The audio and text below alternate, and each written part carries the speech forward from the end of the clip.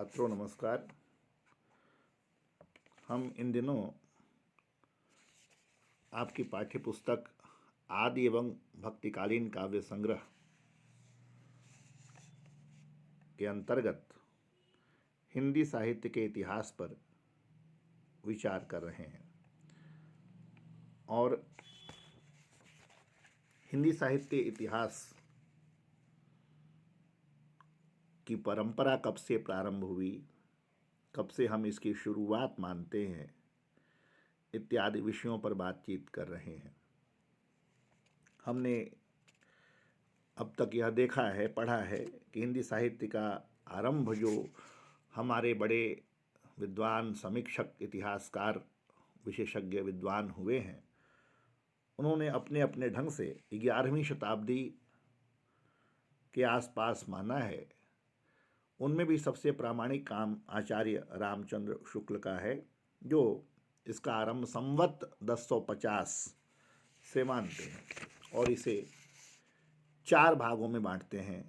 पहले भाग को आदिकाल या वीरगाथा काल कहते हैं, जिसका समय संवत 1050 से संवत 1375 है। दूसरा जो काल है वह पूर्व मध्य काल या भक्ति काल कहिए,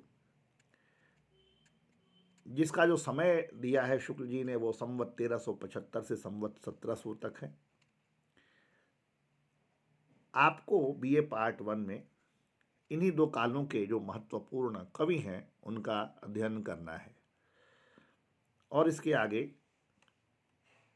उत्तर मध्य काल है, तीसरा काल, जिसे हम रीति काल, श्रृंगार काल, अलंकार काल जो कहते हैं। इसका संवत 1700 से संवत 1900 तक इसका समय मानते हैं।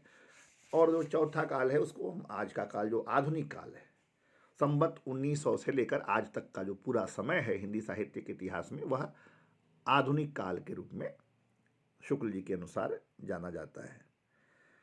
तो आदिकाल और पूर्व मध्य काल, इसके कुछ महत्वपूर्ण कवि, जैसे आदिकाल के अंतर्गत जो महत्वपूर्ण कवि हैं वह हैं विद्यापति, जिनकी रचनाओं को आप प्रथम वर्ष में साहित्य के पढ़ेंगे। ये विद्यापति आदिकाल के अंतर्गत आते हैं। अब आता है भक्ति काल। तो भक्ति काल को हमने पहले बताया है कि हम इसको 2 भागों में इसको हम बांटते हैं। एक निर्गुण भक्ति धारा और दूसरी है सगुण भक्ति धारा। निर्गुण भक्ति धारा को भी 2 भागों में बांटते हैं, एक ज्ञानाश्रयी धारा, एक सूफी धारा। तो ज्ञानाश्रयी धारा के जो सबसे महत्वपूर्ण संत कवि हैं उनका नाम है कबीरदास।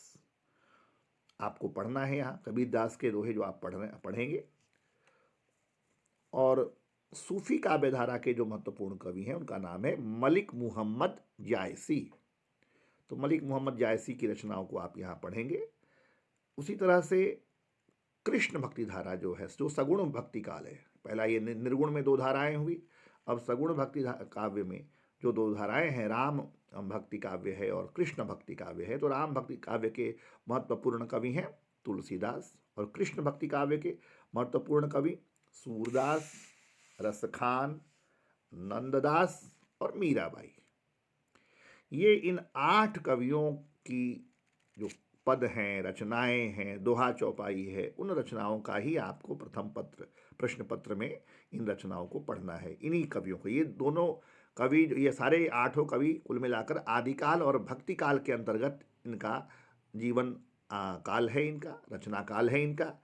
और इसके बाद का जो काल है वह रीति काल है। रीति काल के कवियों को हम आगे द्वितीय वर्ष में पढ़ेंगे। तो आज हम देख रहे थे, कल हमने जो चर्चा की थी पूर्व में, आदिकाल की चर्चा में कर चुका हूँ, संत काव्य की चर्चा में कर चुका हूँ, सूफी काव्य की चर्चा में कर चुका हूँ, राम भक्ति धारा के प्रमुख कवि, उसकी प्रवृत्तियों, उसकी परंपरा इत्यादि की चर्चा पूर्व में पहले मैं कर चुका हूँ। आज हम कृष्ण भक्ति काव्य की विशेषताओं को देखेंगे। वैसे तो कृष्ण कथा की जो बहुत विस्तृत कृष्ण कथा है और कृष्ण भक्त कवियों ने, लेकिन विस्तृत कथा के बावजूद एक सीमित परिधि को जो कृष्ण के जन्म से लेकर के और किशोर लीलाओं तक ज़्यादातर कवियों ने कृष्ण के चरित्र को चुना है। और इसीलिए बार बार हर कवि एक तरह की बातें अपने अपने ढंग से कहता है। और इन कवियों की आधार भूमि तो जो है वह श्रीमद् भागवत पुराण है, व्यास का लिखा हुआ आधार ग्रंथ के रूप में आप उसी को मान सकते हैं। और भागवत में कृष्ण तो आदि से अंत तक पार ब्रह्म परब्रह्म है और अलौकिक चरित्र वाले हैं। लेकिन जो कृष्ण भक्त कवि हैं भक्ति काल के, उनके जो चरित्र है कृष्ण का वो लोक चरित्र है। वो लोक के सामान्य बालकों जैसी उनकी क्रीड़ाएँ, उनकी लीलाएँ, वो सब हैं वहाँ पर। और यहीं राधा की भी इन काव्य प्रतिभा से कवियों ने यहाँ राधा की भी रचना की है। और ये जो कृष्ण भक्ति धारा के कवि हैं, इनको लीला परक जो सगुण भक्ति में इनका विश्वास है और इन्होंने माधुर्य भाव की उपासना को अपनाया है, कुछ कवियों को छोड़कर, जैसे मीरा, सूरदास को, है ना। इनमें आत्मनिवेदन या वो प्रणय निवेदन इन दोनों में बहुत कम है। वे अब प्रायः अपने भाव को गोपियों के माध्यम से अभिव्यक्त करते हैं। और यह सभी कवि मानते हैं कृष्ण काव्य के कि कृष्ण जो है विष्णु के अवतार हैं, लेकिन उनको ज़्यादातर वो लीलाधारी या सगुण रूप में, उनको निर्गुण रूप का ध्यान वो बहुत कम करते हैं। बल्कि उसका जगह जगह भ्रमर गीत या इत्यादि पदों में तो सूरदास जो है खंडन भी कराते हैं ज्ञान मार्ग का, निर्गुण ब्रह्म का, और सगुण मार्ग की बार बार स्थापना वहाँ पर करते हैं। तो कृष्ण के सगुण रूप में इस धारा के कवियों में जो एक अटूट जो एक विश्वास है और कृष्ण के प्रति उनमें आकर्षण है। सभी कवि कृष्ण के प्रति समर्पित हैं, चाहे सूरदास हो चाहे रसखान हो। और एक दूसरी महत्वपूर्ण बात जो इन कवियों में दिखती है वह है संप्रदाय सापेक्ष।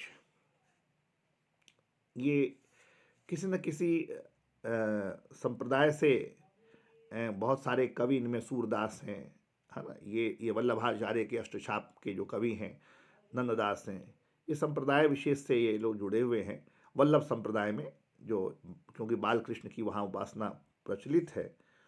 और इसलिए आगे चल कर के इस बाल कृष्ण के आधार पर के स्थान पर राधा कृष्ण की उपासना, आप जानते हैं, रीतिकाल में चल करके और उसको केंद्र में रख करके बड़े बड़े कवियों ने, बिहारी जैसे कवियों ने, क्योंकि वहाँ पर राधा वल्लभ संप्रदाय की प्रधानता हो गई और जो कि राधा कृष्ण को जहाँ पर प्रधानता दी गई तो उनको आधार बनाकर रीतिकाल में काव्य का रचनाओं का सर्जन हुआ है।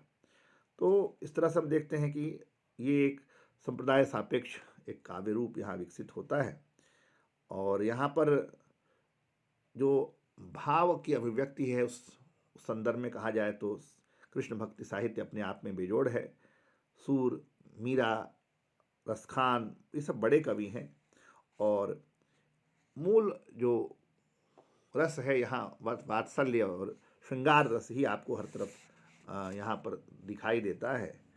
वात्सल्य जो है माता पिता का जो संतान के प्रति जो मोह है, ममता है, हम उसी को वात्सल्य कहते हैं।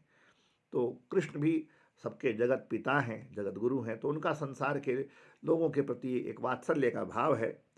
और सूरदास जैसे कवि ने वह उस वात्सल्य को नंद बाबा और गोकुल में कृष्ण के प्रति जो भाव है, नंद और यशोदा और तमाम लोगों का, उसको तमाम रूपों में उसको उन्होंने व्यक्त किया है। और साथ साथ पूरे बच्चों की छवि, बाल मनोविज्ञान को बहुत अलग अलग और नए नए आयामों में विस्तार से अपने पदों में गाया है सूरदास ने। और ये बड़ी बात है। श्रृंगार भाव भी यहाँ कृष्ण भक्त कवियों में आप हर तरह के संयोग श्रृंगार हो, चाहे वो वियोग श्रृंगार हो, आपको हर तरह के श्रृंगार अपनी पराकाष्ठा पर श्रृंगार सूर में और मीरा में तो वियोग का श्रृंगार अपनी पराकाष्ठा पर है। और विरह की मनोदशा का वर्णन आपको भ्रमर गीत में भी मिलता है और मीरा की काव्य संपूर्ण काव्य एक सहज अनुभूति का उद्गार है। तो इस तरह से, और साथ ही प्रकृति चित्रण की भी जहाँ तक बात है, कृष्ण भक्त कवियों का जो प्रकृति से गहरा जुड़ाव है और इसीलिए प्रकृति चित्रण स्वतंत्र रूप में आना संभव नहीं है, क्योंकि कृष्ण को ये लोग अपना इष्ट मानते हैं। और इसीलिए यहाँ पर प्रकृति का चित्रण भी कृष्ण के बहाने से, कृष्ण के जागरण के बहाने से और अनेक अनेक मानवीकरण के संदर्भ में कवियों ने प्रकृति आलंबन और उद्दीपन के रूप में कई तरह से यहाँ पर कवियों ने इनका उपयोग प्रकृति का किया है। धन्यवाद।